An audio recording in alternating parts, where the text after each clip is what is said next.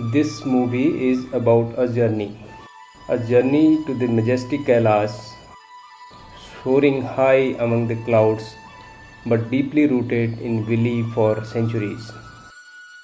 So sit back and relax as we embark on the enduring pilgrimage to the most sacred land of Tibet. Our journey started with our flight landing at Tribhuvan International Airport, Kathmandu. We were lucky to be accompanied by Professor Shekhar Pathak, also known as a walking encyclopedia for mountains, and Professor Uma Bhatt, whose vast knowledge made our trip all the more enriching.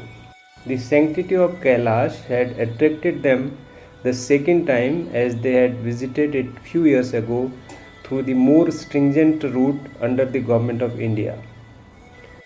Our group of 23 members was made up of people from highlands of Uttarakhand except Kiara and Karthik who were visiting from London. We began our exploration of Kathmandu by first visiting the Pashupatinath temple. One of the 12 Jyotirlingas, Pashupatinath is a World Heritage Site. It was the first Monday of Shravana, an auspicious month according to the Hindus. Hence, thousands of devotees performed puja at this oldest temple of Lord Shiva at Pashupatinath. We then visited Buddha Nilkant. This temple is dedicated to the Lord Vishnu. Buddha Nilkant means old blue throat and Ananta has 11 hooded heads.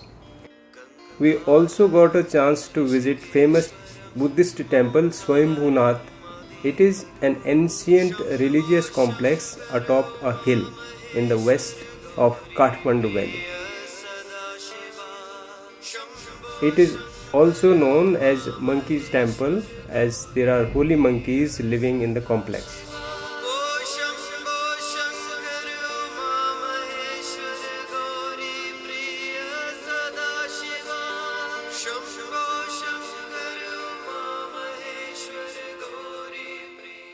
We moved forward in our journey to Mount Kailash and Mansarovar by crossing Dhuli Khel.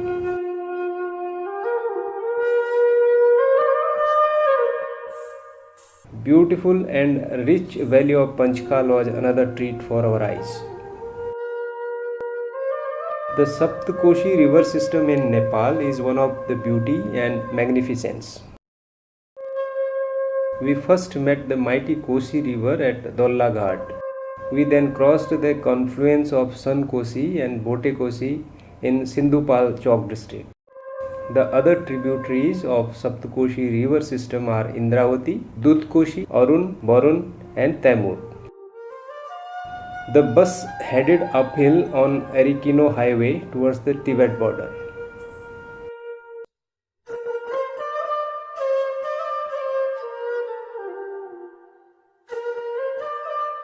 On our way, we crossed spectacular sights of waterfalls, hamlets, small villages, terrace farming, shepherds and their goats. After 4 hours of drive, we reached Tadopani Bazar at Kodari.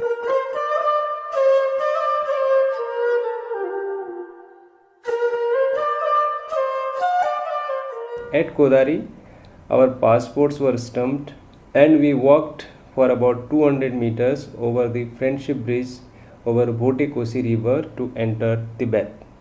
We couldn't help but notice the vigilant Chinese army and police at the border. At 2300 meters above sea level, in Tibet we crossed Jangmu, which is known as Khasa Bazar by the Nepalese. We reached Nyalam, our stopover to acclimatize. Our bodies began to adjust to the altitude as our minds attuned to stillness.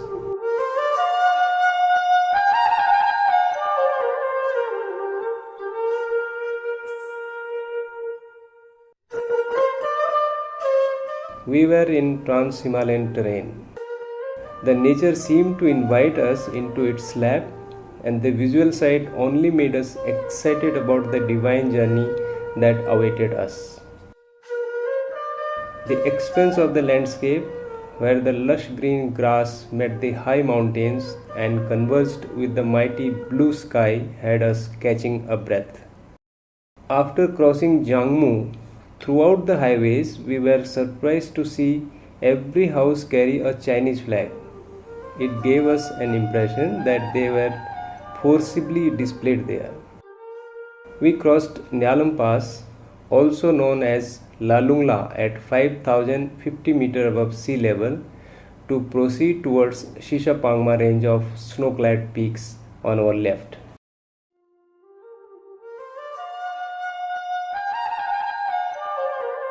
Shishapangma happens to be the highest peak in Tibet at 8013 meter, but we were unable to sight it due to the clouds.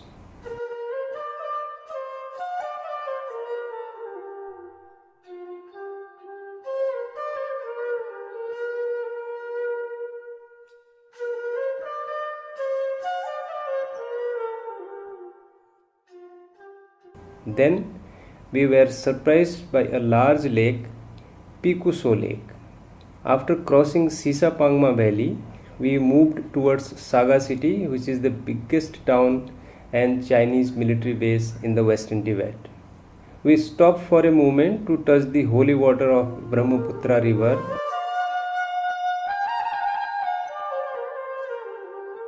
On our way, we crossed the Dongba Pass at 4922 meter. Once again, the serenity and the beauty of the landscape caught us off guard.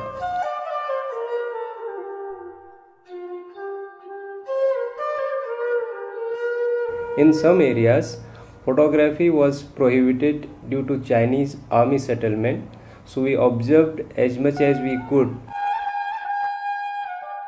A number of Chinese checkposts on the way make this sacred place also a secret place. They watch us through the CCTV cameras and do not allow any outsider interacting with the locals.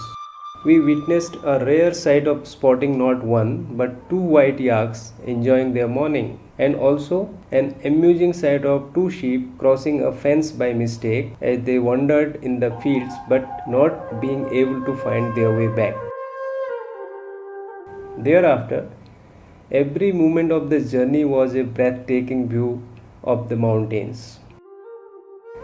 Landscape is divinely conducive to meditation on the roof of the world. We also met some locals and their kids on the way and were humbled by their hospitality.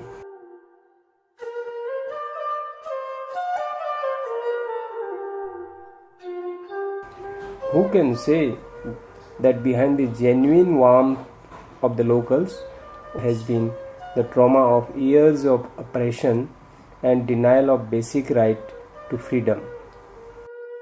As we moved onward through Paryang town and Mayumla Pass at 5211 meter, we held our breath. We had clear view of Gurla Mandata mountains on our left and Mansarovar was in front of us. Near Mansarovar, where flags were put to symbolize a place for prayers, everyone at this point of our journey was just speechless. As we neared Mansarovar, clouds over Kailash got cleared and we had the first glimpse of Kailash.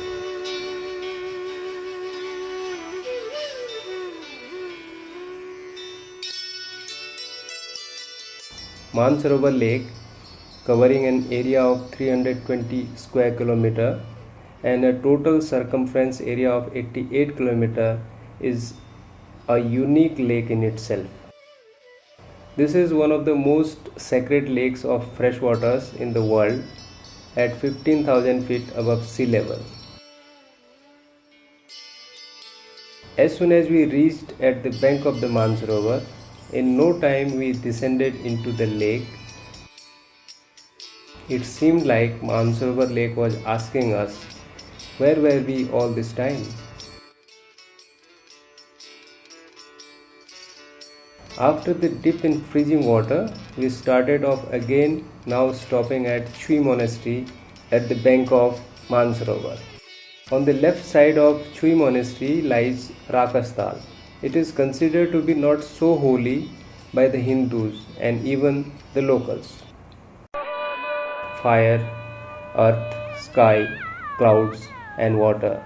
The five elements of nature were translated into the prayers flags, representing these elements in red, yellow, blue, white, and green colored flags. We also kept coming across the flags of prayers flying delightfully in the strong breeze as if happy to take the prayers of the pilgrims to their Lord. Coupled with brown mountains and green water, the colored flags metaphorized emotions beyond happiness, faith, and positivity. We had a havan at the bank of Mansarovar Lake before we embarked the circumambulation of mighty Kailash, also known as Kora of Kangring Poche by the Tibetans. It is a circuit of the holy mountain. At Tarchen, we met more locals whose simple lifestyle already started to influence us. Yaks are considered the most important source of life, livelihood, and lifestyle in Tibet. Yak skull and horns are placed at these temples as a symbol of sacred offering to the god. Yak heads, skull, and horns are beautifully carved with Buddhist mantra like Om Mani Padme Hum. This is a common sight in Tibet. We also saw stones beautifully carved with prayers that mesmerized us.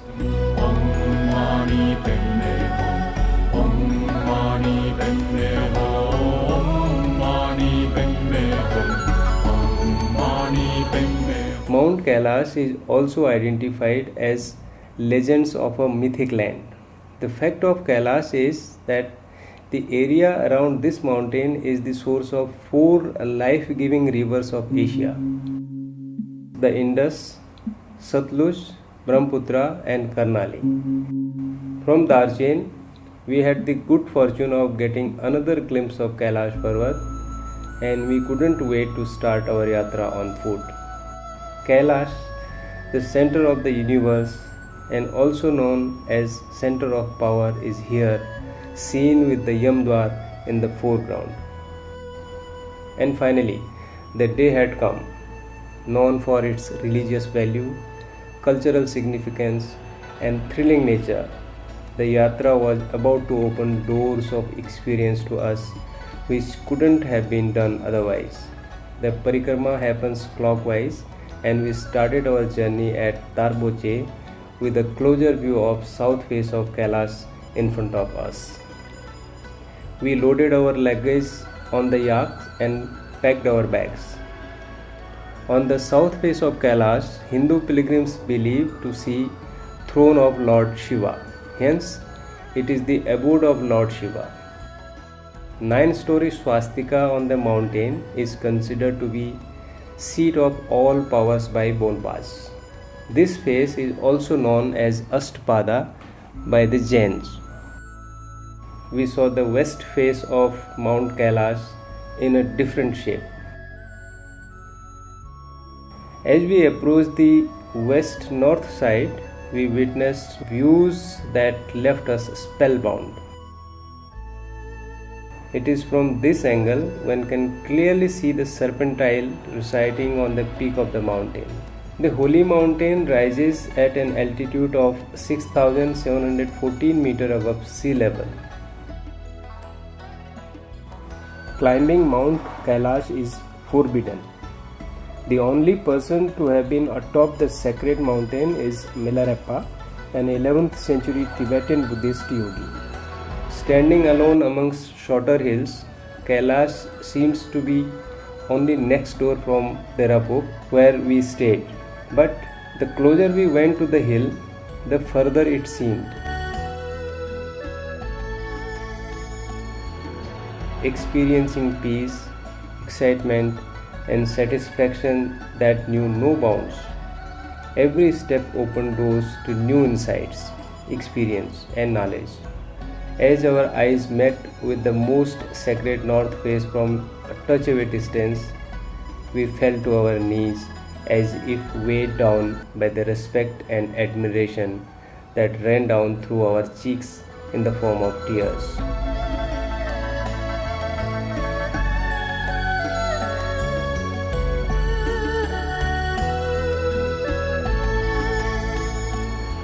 We prayed for world peace, peace for the souls of the unaccountable, unknown pilgrims who lost their lives in the holy Kedarnath valley and other parts of Uttarakhand. We remembered our ancestors, our friends, family members, and everyone whom we have come across in our lives. Beauty of the sun setting over the Kailash at 5:45 p.m. and moonlighting the peak later was simply superb.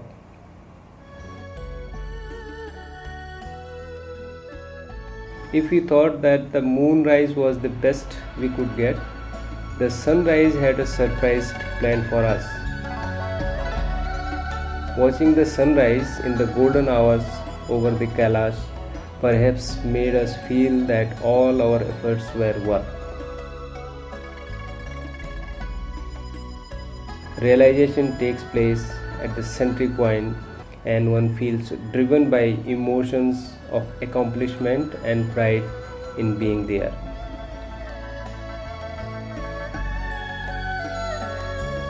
The terrain got more difficult as it got steep at Dolmala Pass, but the nature continued to inspire us to strive on. Our attitude and gratitude steadily rose along with the altitude. Silence filled the air, tears filled the eyes of many, and joy filled every heart. We were at the highest point of this challenging parikrama of Dolmala at 5,723 meters above sea level.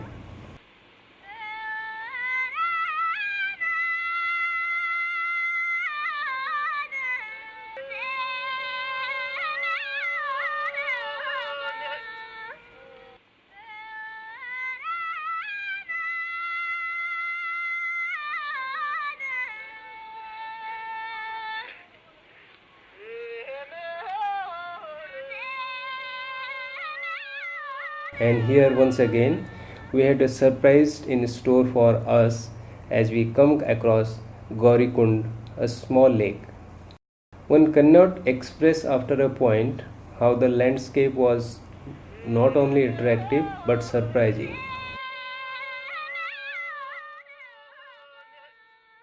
As we moved ahead, we noticed one of the ridges near Kailash forming a series of deities. Besides this spirituality, these mountains have attracted geologists from across the world. It is also worthwhile for all the nature, adventure, and photography enthusiasts to visit and experience Mount Kailash once in their life.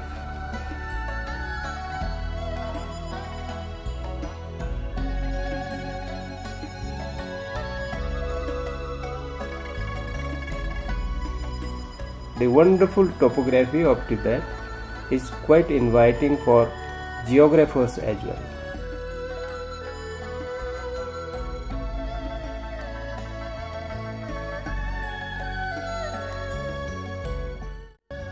We then trekked down from Dolmala Pass.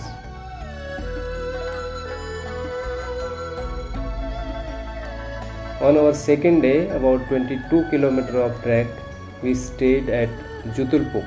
We also visited Jutulpuk Gompa, where Milarepa had meditated for years. The great tantric masters of Tibet are known for their yogic powers, and we could even see the footprints in the rock on our way. The journey towards the east of Mount Kailash was as exciting as the journeys we completed so far. The rigged terrain, endless ridges, and beautiful landscapes all made the journey extremely beautiful.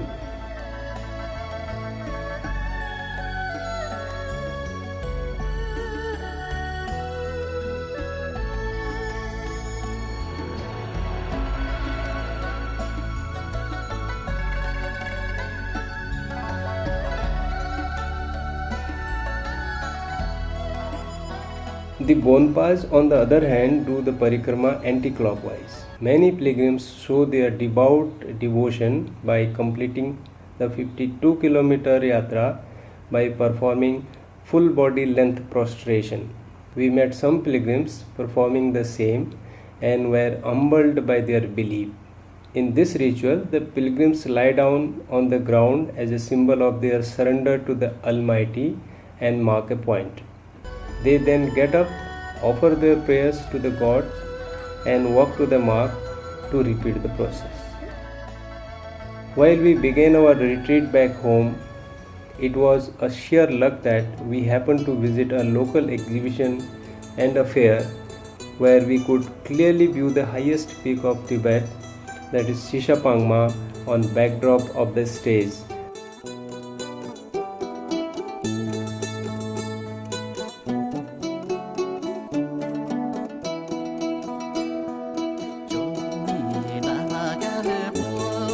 My big learning from this experience was that ways change, but undying faith of the pilgrims that attracts them to this yatra never changes.